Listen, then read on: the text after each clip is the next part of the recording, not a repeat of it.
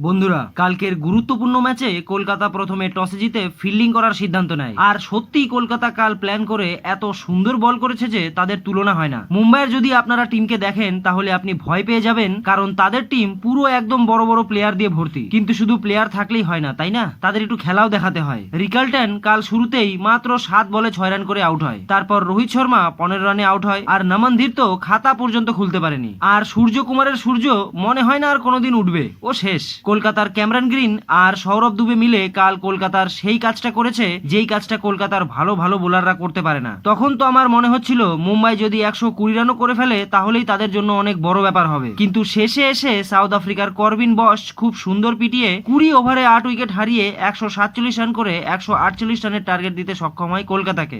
এবার দেখুন বন্ধুরা, কলকাতা কালকের ম্যাচ যদি 13 ওভারে জিতে যেত তাহলে তাদের রান রেট পাঞ্জাবের থেকে ভালো হয়ে যেত এবং লাস্টের ম্যাচ জিতলেই তারা পাঞ্জাবকে টক্কর দিয়ে কলকাতা যেতে পারতো সোজা সেমিফাইনালে। তাই তার জন্য ভালো খেলার দরকার ছিল ফিন অ্যালেনকে, কিন্তু ফিন অ্যালেন মাত্র 2টি 4 মেরে শুরুতেই আউট হয়ে প্যাভিলিয়নে ফিরে যায়। তারপরে কলকাতা এমন ব্যাটিং করা শুরু করে মনে হচ্ছিল এই 147 রানেও তারা হারবে। সে তো ভালো হোক রমন পাওয়েল আর মনীষ পান্ডের যারা টিকে খেলেছে, যার কারণে কলকাতা কাল মুম্বাইকে 4 উইকেটে হারিয়ে ম্যাচ জিতে এখনো প্লে অফে যাওয়ার রাস্তা জ্যান্ত রেখেছে।